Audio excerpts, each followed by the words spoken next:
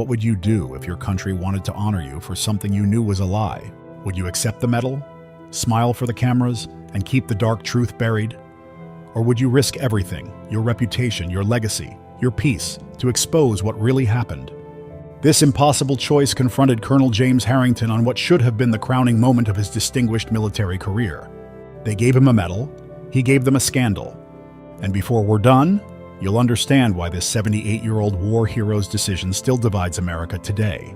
The East Room of the White House gleamed with military dress uniforms and camera flashes. You could feel the anticipation as dignitaries, generals, and proud family members gathered for the ceremony. The president stood at the podium, the iconic blue ribbon and Gold Star Medal of Honor, our nation's highest military decoration, ready to be placed around the neck of the elderly veteran before him. Colonel James Harrington stood at attention, his weathered face bearing the lines of decades of service. But if you looked closely at his eyes, you might have noticed something unexpected. Not pride, but conflict. Then came the moment no one saw coming. As the president began to recite his citation, Colonel Harrington stepped back, looked directly into the cameras broadcasting live across the nation and said, "I cannot accept this medal. It's undeserved." The gasps were audible. Security personnel tensed. The president froze mid-sentence. But if you were shocked by his refusal, what this elderly hero did next would stun the entire country. Before we reveal what happened in the 24 hours after that unprecedented moment, you need to understand who James Harrington was and the mission that brought him to that breaking point decades after his service in Iraq. You might assume someone willing to defy the commander-in-chief on live television must have been a rebel from the start.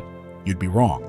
James Harrington grew up in a small farming community in Nebraska, where his father and grandfather had both served in previous wars. You probably know towns like his, places where American flags fly from every other porch, and military service is viewed as both duty and opportunity. Jim was always about doing what's right, even when it cost him, his younger brother Robert told me. He was the kid who'd confess to breaking a window when no one would have known it was him. After graduating from the Naval Academy, Harrington served 2 tours in Vietnam before transitioning to Army Special Forces. You might be surprised to learn he wasn't a maverick. Quite the opposite. He thrived in the disciplined environment, earning commendations for his leadership and strategic thinking. By the time of the Iraq War, Harrington was a senior commander with decades of experience. When he finally retired as a colonel after 35 years of service, his personnel file contained commendations from 3 presidents. But it was a classified operation in Iraq that would haunt him for the next 20 years and eventually bring him to that fateful moment in the White House. Now, you might be wondering, what could happen that would make a decorated officer reject our nation's highest honor in his twilight years? The answer lies in a mission that few Americans know the truth about, even today. According to reports, Colonel Harrington had led a special operations team to rescue American and Allied personnel trapped in a research facility near Fallujah. Despite being vastly outnumbered and taking heavy fire, his team extracted all personnel with minimal casualties. Harrington himself was credited with personally saving 3 wounded scientists while providing covering fire that allowed his team to reach the extraction point.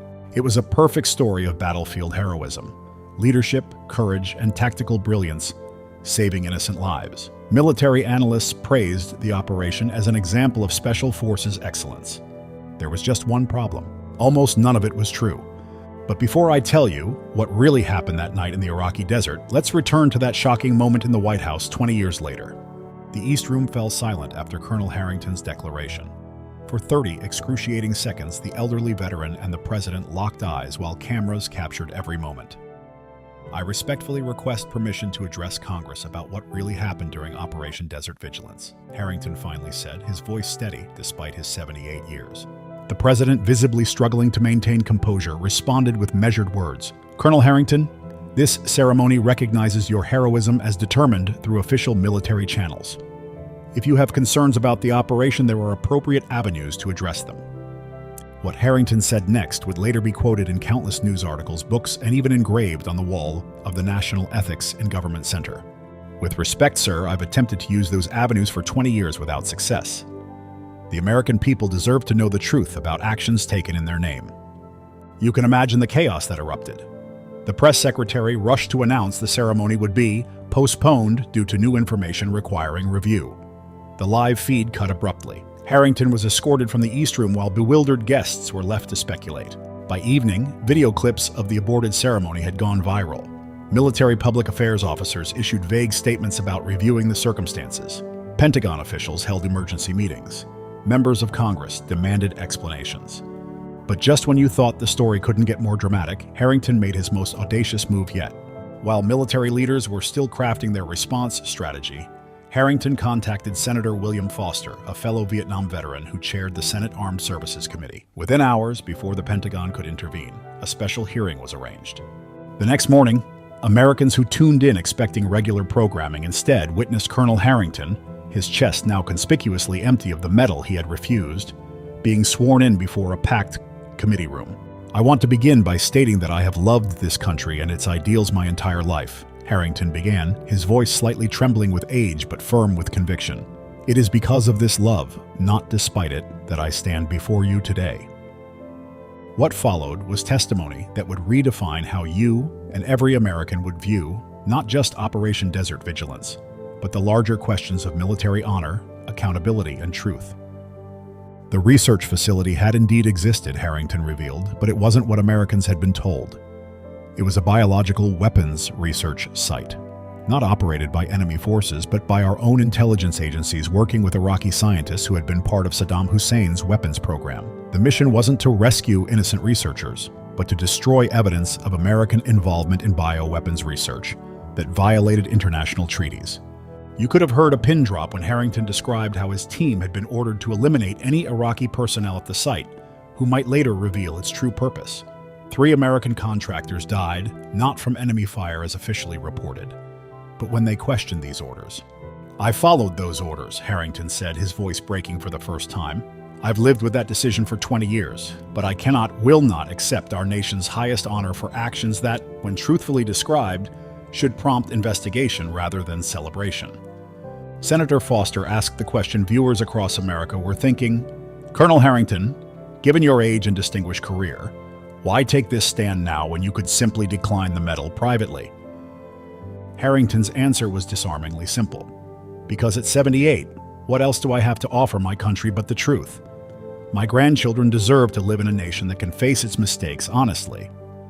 But before you decide whether Harrington was a hero or traitor for that testimony, let me share what happened next, because the aftermath would reveal just how deeply his actions would divide the nation. Within hours of his testimony, former military leaders issued statements questioning Harrington's mental acuity, suggesting that age had confused his recollections. Defense Department officials denied his allegations, pointing to his previously unblemished record as evidence that something had changed in the elderly veteran. You might expect that partisan lines would determine reactions, but the reality was more complex. National security hawks from both parties denounced him for revealing classified information. Anti-war voices across the spectrum rallied to his defense. Military families debated fiercely in online forums, some viewing him as a traitor who tarnished the sacrifice of those who served, others as the embodiment of the integrity their loved ones enlisted to defend.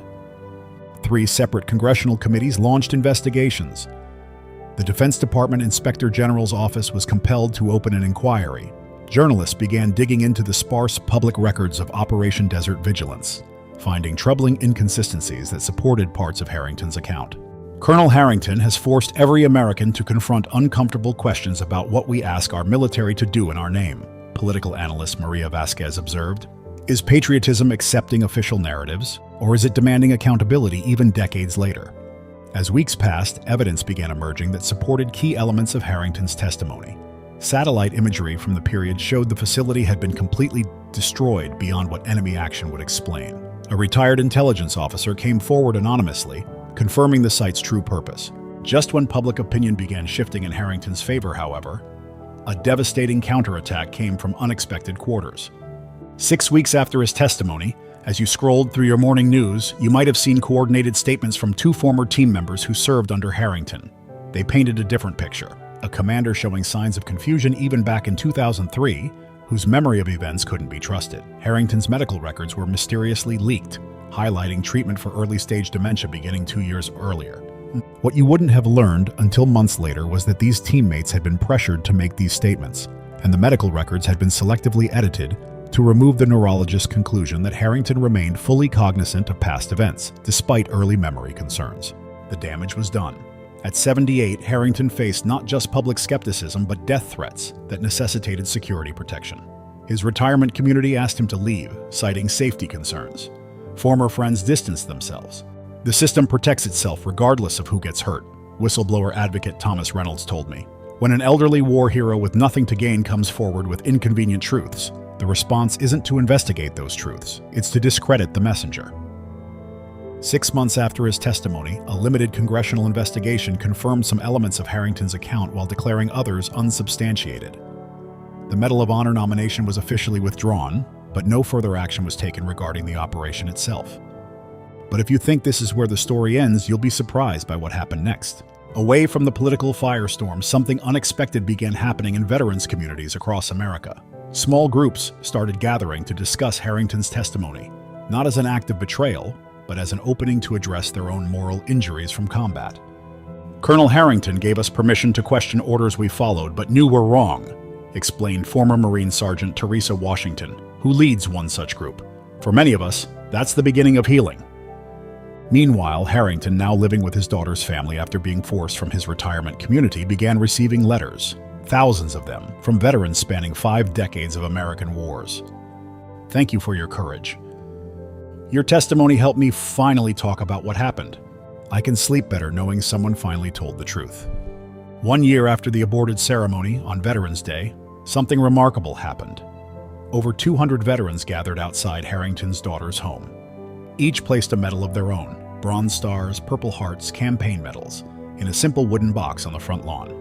The accompanying card read simply, "These honor us more in your hands than on our chests." Today, if you visit the National Museum of Military Ethics, established partly in response to Harrington's testimony, you'll find a simple display, an empty Medal of Honor case, alongside his words from that fateful day in the East Room. Military education now includes discussion of what has become known as the Harrington Principle, the concept that loyalty to constitutional values must sometimes override loyalty to chain of command. But the questions his actions raised remain unresolved in our national conversation. How long must we wait for uncomfortable truths? When does national security become a shield for wrongdoing? And what is our responsibility as citizens when confronted with heroic narratives that may mask darker realities? Perhaps the most important question is the one we started with, the one you must answer for yourself. What would you do if faced with the choice between comfortable silence and costly truth? The medal James Harrington refused now belongs to history, but the courage required to make that choice belongs to all of us, every time we're confronted with the gap between comforting narratives and complex realities. As Harrington himself put it in his final public statement before his death, 6 months later, "At the end of your life, all you have left is the truth you've told or the lies you've allowed. Choose carefully." What would you risk to speak truth even at the end of a long life?